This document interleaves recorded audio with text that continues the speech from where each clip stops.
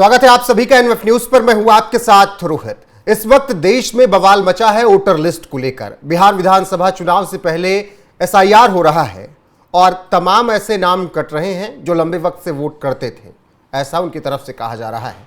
लेकिन नागरिकता प्रूफ करने के पास उनके पास पर्याप्त डॉक्यूमेंट्स नहीं है, क्योंकि अब आधार आपकी नागरिकता की पहचान नहीं होगा। ऐसे में एसआईआर के तहत तमाम नाम कट रहे हैं, तो इस पर विपक्ष बवाल काट रहा है। इसी बीच जब विपक्ष सरकार पर निशाना साध रहा है, तो बीजेपी ने दावा किया है कि सोनिया गांधी भारत की नागरिक नहीं थी, तब भी वोटर लिस्ट में उनका नाम था। और कुछ तस्वीरें भी शेयर की हैं, कुछ प्रूफ के तौर पर डॉक्यूमेंट्स भी बीजेपी ने शेयर किए हैं।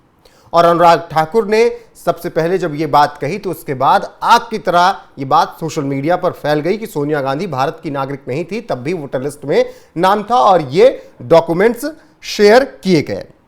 आपको बता दें कि बीजेपी ने गंभीर आरोप लगाए हैं कांग्रेस पर और सोनिया गांधी पर और कहा कि उनके भारतीय नागरिक बनने से 3 साल पहले मतदाता सूची में उनका नाम शामिल था। बीजेपी सांसद अनुराग ठाकुर ने यह बात कही कि इटली में जन्मी सोनिया गांधी का नाम 1980 में वोटर लिस्ट में जुड़ गया, जबकि वो 1983 में भारतीय नागरिक बनी थी। वहीं बीजेपी आईटी सेल के प्रमुख अमित मालवीय ने भी 1980 की एक वोटर लिस्ट की कॉपी शेयर की, जिसमें नई दिल्ली संसदीय क्षेत्र के सफदरजंग रोड स्थित पोलिंग स्टेशन नंबर 145 की वोटर लिस्ट में इंदिरा गांधी, राजीव गांधी, संजय गांधी, सोनिया गांधी और मेनका गांधी का नाम दर्ज था। अमित मालवीय का आरोप है कि उस समय सोनिया गांधी इटली की नागरिक थी और यह कानून का उल्लंघन था और कांग्रेस अपने हिसाब से उस वक्त काम कर रही थी।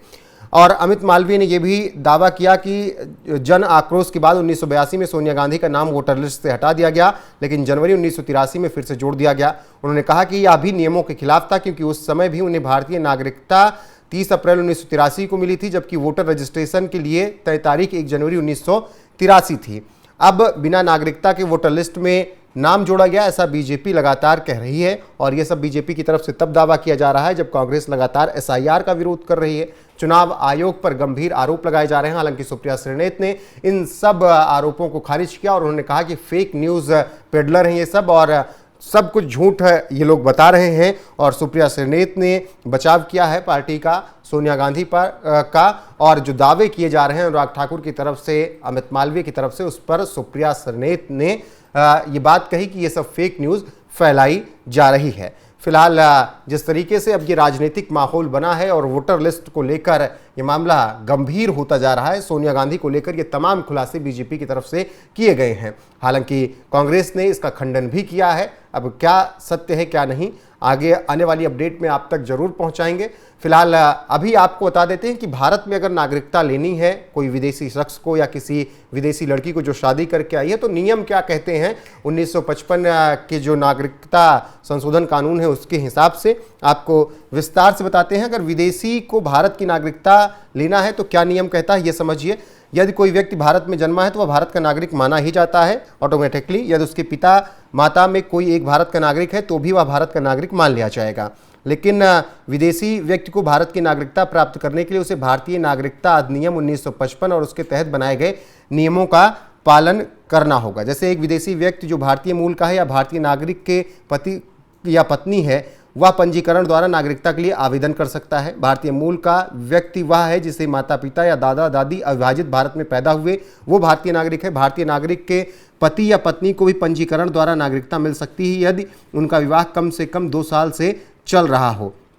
तो एक विदेशी व्यक्ति जो भारत में 12 साल से रह रहा हो वह नागरिकता के लिए आवेदन कर सकता है। इसके लिए उसे भारतीय संविधान की 8वीं अनुसूची में शामिल किसी भी भाषा का अच्छा ज्ञान होना चाहिए। उसे भारत के प्रति वफादार रहने की शपथ लेनी होगी और 12 साल से वो व्यक्ति भारत में रह रहा हो। जैसे आपने अदनान सामी के वक्त देखा था, उन्होंने लंबे वक्त बाद नागरिकता के लिए आवेदन किया था। और अगर लड़की शादी करके आए तो ये भी समझ लीजिए, अगर कोई विदेशी महिला किसी भारतीय पुरुष से शादी करती है तो उसे भारतीय नागरिकता लेने के लिए भारतीय नागरिकता अधिनियम 1955 के तहत कुछ नियमों का पालन करना होता है। मुख्य रूप से उसे विवाह के बाद भारत में लगातार 7 साल रहने का प्रमाण देना होता है और गृह मंत्रालय में आवेदन करना होता है। उसका विवाह किसी भारतीय नागरिक से वैध रूप से होना चाहिए, उसका प्रूफ होना चाहिए। विवाह के बाद भारत में लगातार 7 साल रहना होता है और उसका प्रूफ पूरी तरीके से वैलिड तौर पर देना होगा। फिर गृह मंत्रालय में आवेदन करना होगा। आवेदन के साथ विवाह प्रमाण पत्र और भारत में निवास के प्रमाण जैसे आवासीय परमिट या आधार कार्ड जैसे दस्तावेज जमा करने होंगे। लेकिन उस वक्त आवासीय परमिट या और चीज़ें थी तो वो जमा चीज़ें करनी होती थी। सत्यापन के लिए स्थानीय अधिकारियों द्वारा सत्यापन के बाद गृह मंत्रालय अंतिम सूची मंजूरी देगा और नागरिकता प्रमाण पत्र जारी करेगा। तो ऐसे में सोनिया गांधी को लेकर कहा जा रहा है कि सोनिया गांधी को 1983 में नागरिकता मिलनी थी, लेकिन 1980 में ही उनका नाम जोड़ दिया गया था वोटर लिस्ट में। बिना नागरिक होने के नागरिक नहीं थी, फिर भी वोटर लिस्ट में उनका नाम जोड़ दिया गया था। तो इस पर अब बीजेपी लगातार कांग्रेस पर हमलावर है। वहीं अगर बताएं कि सोनिया गांधी ने राजीव गांधी से शादी कब की, तो वो तारीख थी 25 फरवरी 1968, जब सोनिया गांधी ने शादी की थी। तो अगर इस हिसाब से देखेंगे तो आप 68 में अगर 12 जोड़ते हैं तो 1980 होता है। लेकिन बीजेपी का दावा है कि 1983 तक उनको नागरिकता मिलनी चाहिए थी, लेकिन सोनिया गांधी को नागरिकता दे दी गई 1980 में। और फिर जब बवाल मचा तो 1982 में नाम उनका हटाया गया, लेकिन फिर नागरिकता नहीं, वोटर लिस्ट में नाम जोड़ दिया गया और फिर 1983 में उनका वोटर लिस्ट में नाम जोड़ दिया गया और इस दौरान वो भारत की नागरिक नहीं थे। हालांकि इसका खंडन कांग्रेस ने कर दिया है। बहरहाल देखना होगा कि ये राजनीति आगे कब तक जाती है। अभी क्या कुछ कह रहे हैं अनुराग ठाकुर इन सब मुद्दों पर कांग्रेस को घेरते हुए, उनके बयान के साथ आपको छोड़े जाते हैं। बाकी बने रहिए आप हमारे साथ लगातार। नमस्कार। 1957 में बूथ कैप्चरिंग करके कांग्रेस ने काम किया। 1967 में कांग्रेस ने J&K में, जम्मू कश्मीर में पूरी तरह से एक तरह से रिगिंग करके विरोधियों के नॉमिनेशन तक खत्म करवा के ये सब कार्य कर दिए। और सरदार पटेल पे तो आज मैं क्या कहूं, वो तो कांग्रेस ने अंदर ही अंदर उनके साथ जो किया, नहीं तो सरदार पटेल शायद पहले प्रधानमंत्री होते। तो रिगिंग पार्टी के अंदर भी और देश के चुनाव में भी कांग्रेस की करने की आदत रही है।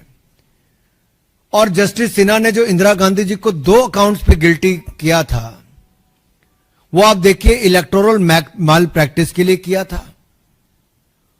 और 1975 में जब ये उन्होंने कहा तो 1971 के चुनाव में सरकार के सत्ता का दुरुपयोग सरकारी मशीनरी का, सरकारी कर्मचारियों का कैसे किया जा सकता है, ये कांग्रेस की एक बड़ी नेता ने करके दिखाया। और चुनाव उनको फिर उसके खिलाफ जजमेंट आई, देश को बाद में आपातकाल झेलना पड़ा। 1987 में नेशनल कॉन्फ्रेंस के साथ मिलकर लार्ज स्केल रिगिंग कांग्रेस ने की। और राइट साइड पे देखिए कीर्ति जा जी ने कहा कि पोलिंग बूथ लूटने का काम उनके और उनके पिताजी के लिए और कांग्रेस के नेताओं के लिए उस समय की कांग्रेस ने किया था। ये एक नहीं, ऐसे अनेक उदाहरण हैं। और इस परिवार और पार्टी का शुरू से ये रहा है कि चुनाव हारते हो तो वोटर पे ठीकरा फोड़ दो, या इलेक्शन कमीशन पे ठीकरा फोड़ दो, या इलेक्शन कमीशन के नियमों पर, कार्यप्रणाली पर प्रश्न चिन्ह खड़ा कर दो। इंदिरा गांधी जी ने तो यहां तक कह दिया कि मतदाता मूर्खों का टोला है। Indira Gandhi said voters a bunch of fools. और इस 77 का चुनाव हारने के बाद कहा। 1999 में जब राजीव गांधी जी हारे तो उन्होंने बैलेट पेपर पर ठीकरा फोड़ दिया। वो उस समय कहते थे इलेक्ट्रॉनिक मशीन लाओ, आज उनके सुपुत्र राहुल गांधी जी कहते हैं कि भाई ईवीएम बंद करो, वापस बैलेट पेपर पे जाओ। और ये एक के बाद महाराष्ट्र, हरियाणा, दिल्ली, अनेकों राज्यों और देश में 3 बार लगातार चुनाव हारने के बाद, 90 चुनाव हारने के बाद राहुल गांधी जी आरोप प्रत्यारोप पर लगातार जारी हैं। अब इनका मॉडस ऑपरेंडी क्या है राहुल जी का? चुनाव हारो, झूठे आरोप लगाओ, कभी इलेक्शन कमीशन में कंप्लेंट दर्ज मत कराओ, कभी सबूत मत दो, और लोकतंत्र को फर्जीवाड़ा करके एक तरह से जनता को भ्रमित करने का काम करो, लोकतंत्र को नीचा दिखाने का काम करो। मेरा राहुल गांधी से सीधा सवाल है, किस बात का डर है राहुल जी? शपथ पत्र नहीं देते, सबूत नहीं देते, झूठे आरोप लगाकर भाग जाते हो, और यही आपका तरीका हो गया है। भ्रम फैलाया चुनाव के समय संविधान का लेकर, आज संवैधानिक संस्थाओं पर प्रश्न चिन्ह खड़ा करते हो।